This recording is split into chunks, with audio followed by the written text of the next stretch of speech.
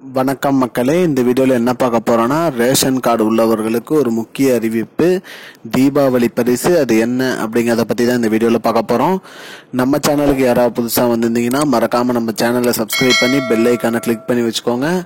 இந்த வீடியோவுக்கு ஒரே ஒரு லைக்கை மட்டும் கொடுத்துருங்க. வாங்க வீடியோக்குள்ளே போகலாம்.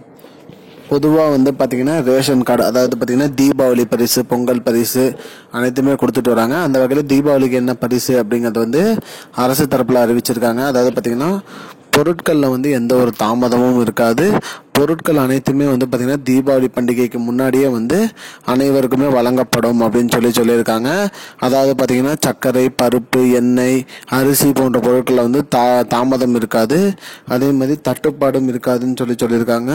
பொருட்கள் அனைத்துமே தங்கு தடையின்றி அனைவருக்குமே வழங்கப்படும் அப்படிங்கிற மாதிரி சொல்லியிருக்காங்க. அனைத்து ரேஷன் கார்டுகளுக்குமே அந்தந்த பொருட்கள் அந்தந்த மாதத்துக்குரிய கரெக்டான தேதிகளில் வழங்கப்படும் அப்படின்னு சொல்லியிருக்காங்க. அதுவும் இல்லாமல் இந்த மாதம் பார்த்தீங்கன்னா தீபாவளி வருவதனால பண்டிகைக்கு ஒரு வாரத்துக்கு முன்னாடியே அனைத்து ரேஷன் கார்டுகளுக்கும் பொருட்கள் விநியோகம் செய்யணும் அப்படிங்கிற மாதிரி சொல்லியிருக்காங்க.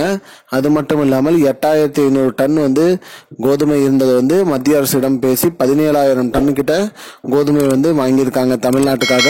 அதனால கோதுமையில எந்த ஒரு தட்டுப்பாடும் இருக்காது. அனைவருக்குமே பார்த்தீங்கன்னா கோதுமை தங்கு தடையின்றி கிடைக்கும் அப்படிங்கிற மாதிரி சொல்லியிருக்காங்க. அது மட்டும் இல்லாமல் பொருட்களும் பார்த்தீங்கன்னா எண்ணெய் தட்டுப்பாடு இருக்காது.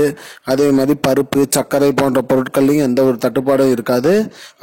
அனைத்து பொருட்களுமே தீபாவளிக்கு முன்னாடியே அனைவரோட கைக்கும் போய் சேரணும் அப்படிங்கிற மாதிரி அரசாங்க தரப்புல அறிவிச்சிருக்காங்க. மக்களே, இதுதான் மக்களே இப்போதைக்கு முக்கியமான பயனுள்ள தகவல்.